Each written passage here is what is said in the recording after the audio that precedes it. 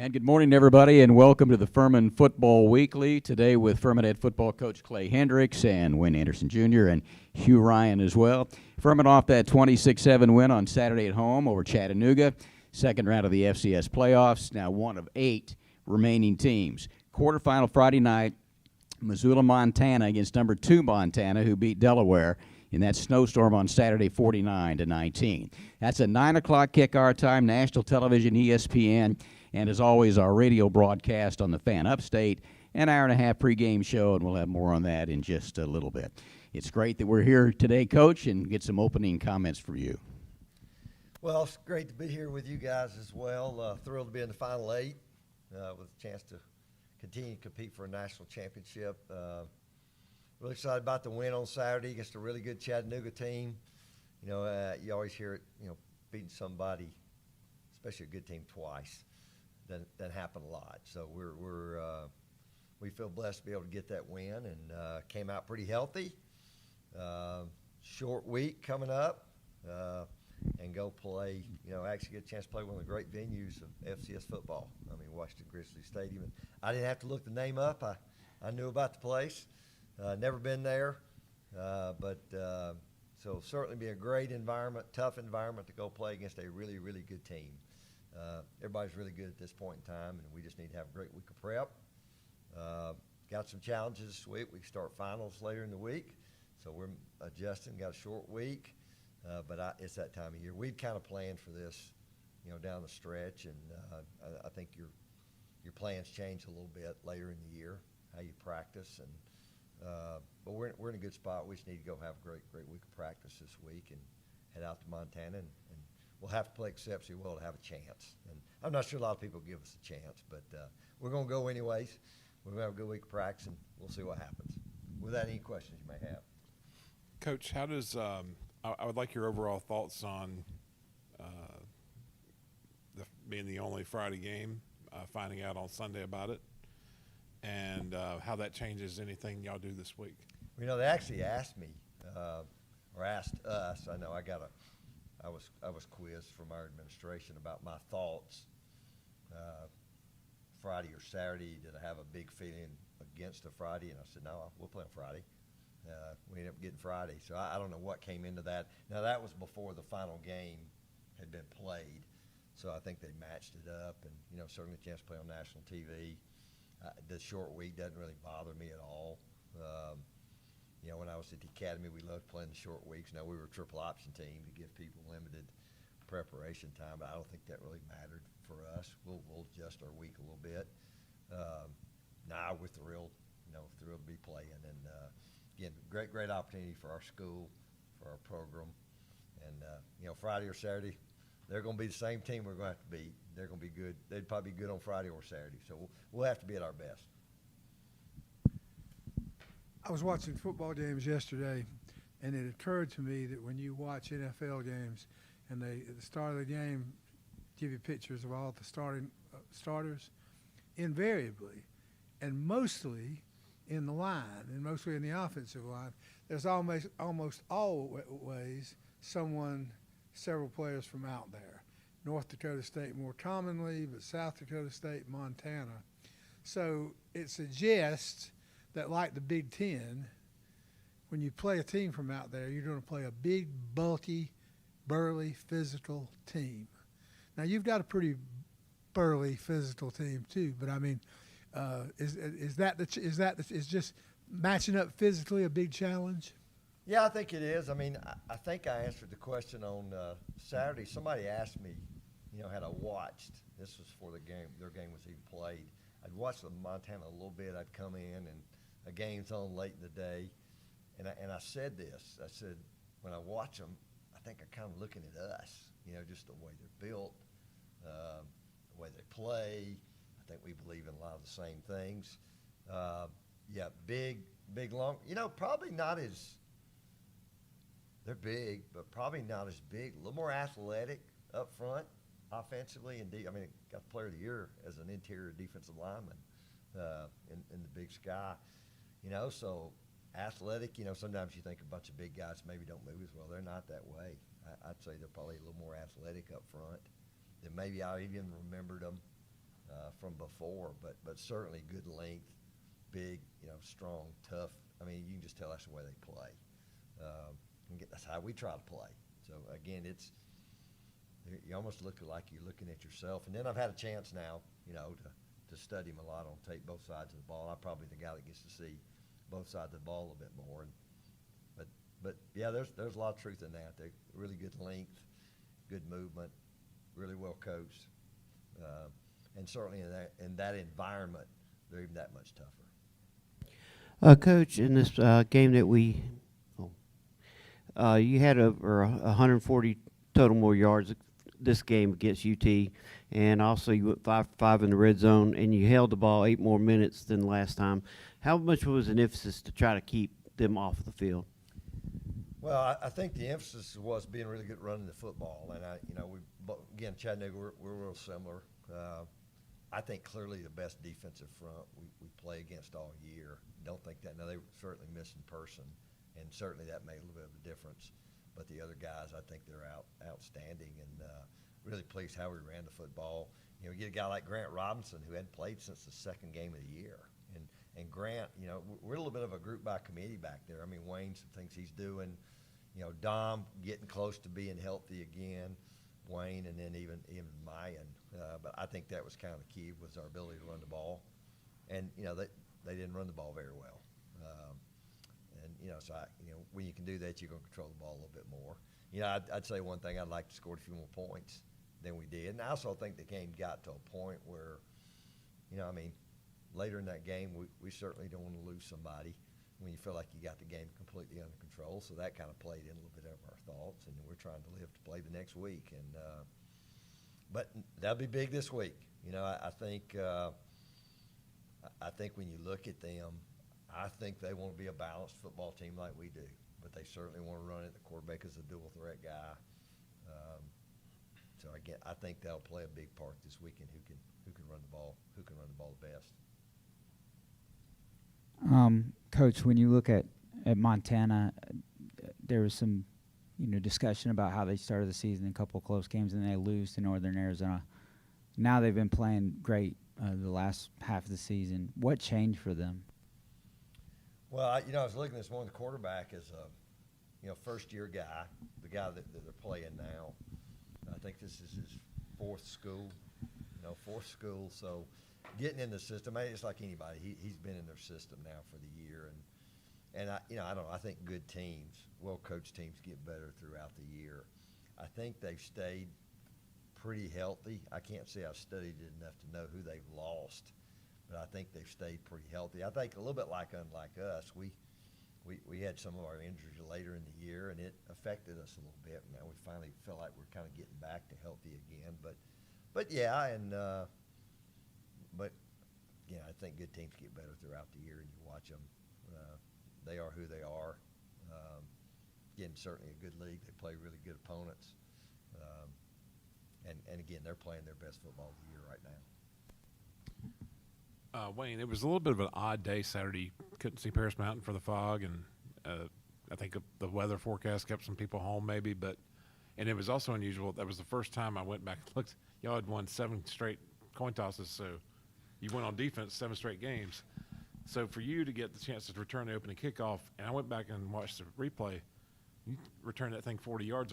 You could hear the crowd really get into it. It was like I know that drive didn't turn out like you want, but what was that start like for you, and did it kind of energize everybody, starting a different way and get off to a good kick return? Yeah, it was definitely different. I mean, like you said, the defense has been out there 7 straight times you said, so I think it was really good to just be able to set the tone.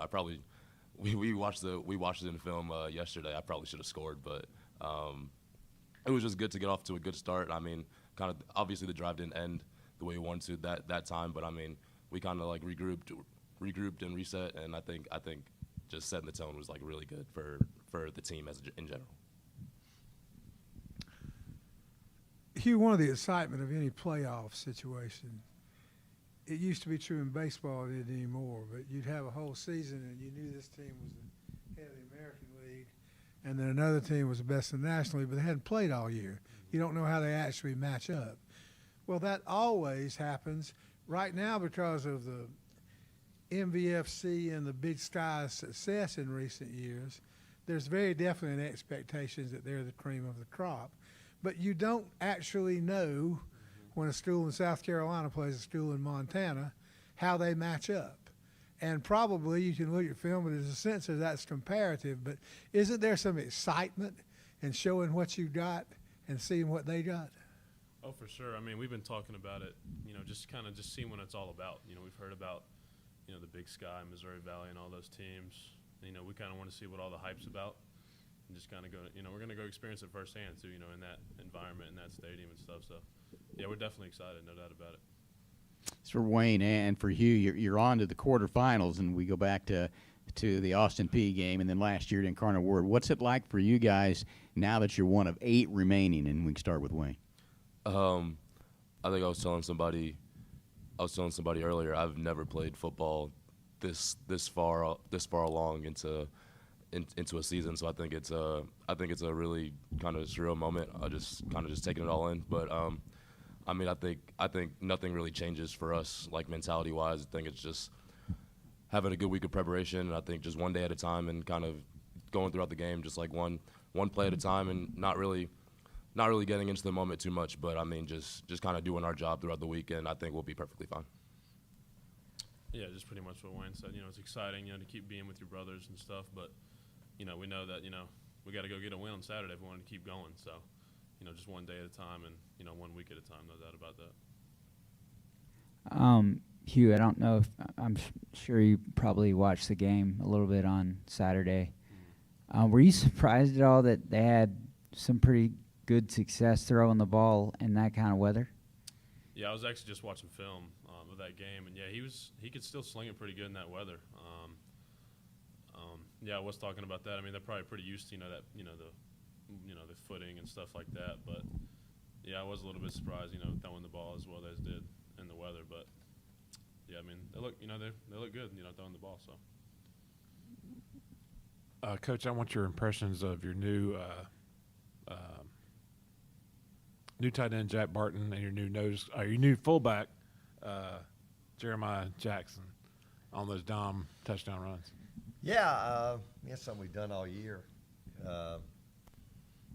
Something we've done all year and done it a little bit, here and there. And, certainly I think all coaches try to get your best players on the field. And I don't think they'd let them have them full time over there on offense. But we use Sherrod over there as well. So, like I said, good coaching's getting your best players out there, and certainly did a great job. I mean, that's not a real easy group to punch one in against. And actually, that was one of the better things we did down there, in the red zone. And we had, I guess, two penalties, two touchdowns off the board. We ended up having to kick field goals, but it was nice to be able to allow them to do that, and, punch it in like that. When all of you have examined and taken a look at Montana, what do you see that is familiar, and what do you see that's not? You asking me? I already know what you think. Okay. Yeah. Go ahead. I mean, yeah, I kind of agree with what Coach said. Just, you can tell they try to be the more physical and, physical team. They execute really well, which is what, we put an emphasis on. And, but yeah, I kind of agree with, what Coach said. Just pretty similar makeup, pretty similar, team, build and stuff. So, yeah, I think they're pretty similar to us.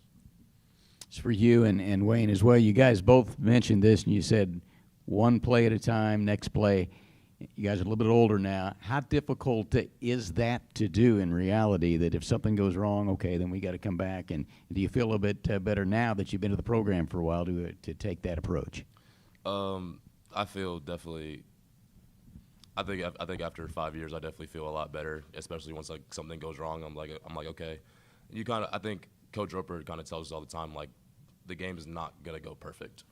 Obviously, like, we want the game to go perfect, but the game's never gonna go perfect. So I think understanding that something bad is going to happen in the game, and you kind of just got to shake it off and go to the next play, because once emotions get into the game, then it's just a big snowball effect, and that's the last thing we kind of want, especially when we play a team like Montana. It's about who executes the best, especially two similar teams. So I think the biggest thing is kind of just channeling your emotions, and kind of, like I said, just taking it like one play at a time, and not really letting a bad play before affected the next couple plays, if that makes sense.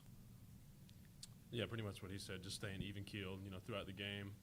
I'm just kind of taking the game for how it is. Just like, we've heard Coach Roper say that. Just, one play at a time. And yeah, just don't expect the game to go, a certain way. Just keep playing, keep battling, just see what happens.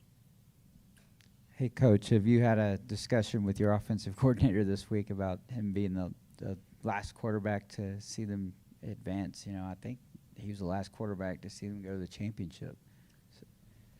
Well, I don't know if we've talked about that specifically. We've had that conversation before. In fact, I think he was saying, I think he told me maybe Villanova may beat him in Chattanooga, and we played a game in Chattanooga against them, and I was there for that one on a bad field, and I think that was a bad field too. But really what we did, we had our meetings yesterday, and we did our typical offense defensive coordinators get up and say their thing and adjust and address the whole the environment a little bit, his advice and a little bit where they come from, and like I said, you can watch them and tell kind of who they are, who they try to be, and it's can you match that? We like to think we're the toughest group out there, and I think that's the way they think. And you're gonna get into this out tough. You just gotta be able to match it, the physicality part of it. But you said it, you gotta match physicality. Who can execute? And I think we've matched physicality all year. When we haven't played well, it has been lack of execution, and certainly the other team has a lot to do with that. And so I really think that's what's going to come down to. Can you take care of the ball? Can you be good in the red zone? All those things. You just be a team that doesn't beat yourself, and the crowd's going to come up. And you know what? The only thing we can do about a crowd is play well. That's the only way we can affect the crowd if we play well. That's the only way to get them not involved. And we just gotta play. We've been to South Carolina. I mean, it was a sold-out stadium, and the game's tied with 50 seconds going to half, so it's not like they weren't in the game. I thought we handled that incredibly well. I didn't think that was a factor in the game. What took us out of that game was a lack of execution. Right before we made a couple of critical mistakes, and it flipped the game on us. But it was their opener, and I mean, it was a pretty interesting environment, and I thought our kids handled all that well, and certainly we'll have to do that this week as well. Hugh, it seems like a lot of your defensive success prior to the playoffs down the stretch tied into the sacks. Saturday, no sacks, 2 tackles for loss, and you hold them to 42 yards in the second half. I mean, in a way, that's got to give you more confidence. Hey, we don't have to just get sacks and force turnovers in order to shut somebody down, is it not? And how were you able to do that on Saturday? Well, yeah, I think, they kind of just scratched the whole downfield passing game, I think, just as a fear of the sacks. They're doing a lot of 12 personnel and kind of keeping, at least one tight end to kind of max protect and things like that. So I think, our D-line and that rush has, a reputation of getting to the quarterback. And so that only helps us, the back end, it takes away some of those deeper passing concepts that, offenses like to run. But yeah, like you said, I think we can be successful in a lot of different ways on defense. And but yeah, we've really been really good at rushing the passer, and that's definitely helped us for sure. Do you think the game? I've recently read several people talking about playing in, say places like Denver, where you're playing in a high plains location, where the air is thinner. How do you get used to that? Are you going to work out and go? I mean, I'm assuming that the elevation of Missoula, Montana, is at the very least a high plains level. But I mean, is there a physical adjustment to be made from the thinness of the air? Well, I spent 10 years in Colorado, so I think our stadium was like 6,700 feet. I think actually, I thought I looked it up. I think they're 3,200 feet, which is what, Asheville? I really don't think altitude's going to be a factor at all. And I know when we were there, we played that. It was weather, it was altitude, it was triple option, and it was cut blocks. And we were trying to do everything we could to get in people's head. And, I think everything, certainly the weather and probably the environment. There aren't a lot of environments like that in FCS football. There aren't. I've never been there, but I can watch. I know people that have been there. So you got to deal with that. But at the end of the day, the biggest challenge is that team you're playing. They're a really good team. Got really good players and well coached. But other than that, these guys will tell you what I told them yesterday. You know, if your guys worried about cold, just go and tell me today. We'll leave you here. You know, and I just that's not a concern I have. I mean, there's a reason why we practice spring practice in February. One of the reasons. You know, and you know it. Even in South Carolina, it can be pretty nasty out there in February. And you know, is it same? I don't know, but I think that's how we train. You know, I think we got a tough group, and you know, we've been working for a year to get in this position, and we don't let 2.5 hours of cold weather or some crowd noise have that big effect on us. Then we're not who I thought we were. So I don't know. I'd be surprised if it affects us. You know. Does it have an effect? Absolutely. It's something you got to deal with. Absolutely, you do. And we'll have a plan for that. But again, you got to go. They'll put 11 out there. We'll put 11 out there, and we got to be able to go execute on both sides of the ball. Coach, does Montana remind you of anybody that you played this year? Wow. Probably South Carolina. You know, I think maybe a little bit schematically, a little bit how they are. You know, I don't know. Again, it's like practicing against our defense, or it's like practicing against our offense. I mean, really, when you look at it, you know, schematically we're a little different. Got a dual threat guy. He's a big guy who's athletic, so even when they get to him, he's hard to pull down. I think it's probably more of what you see every day at practice. You know, probably seeing. You know, we've seen some different styles, maybe a little bit of Western Carolina on offense, but not totally the same. Again, defensively, a lot of what we kind of see out of our defense are really multiple. They move around a bunch. Great player inside there. You know, he's a different guy. He reminds me of the Maxwell kid from Chattanooga last year, who's a great player as an interior guy who can rush the passer and play the run. He's not just a 2-down, 3-down guy. But again, it seems to me more of what you play against every day at practice. You know, which I hope helps us.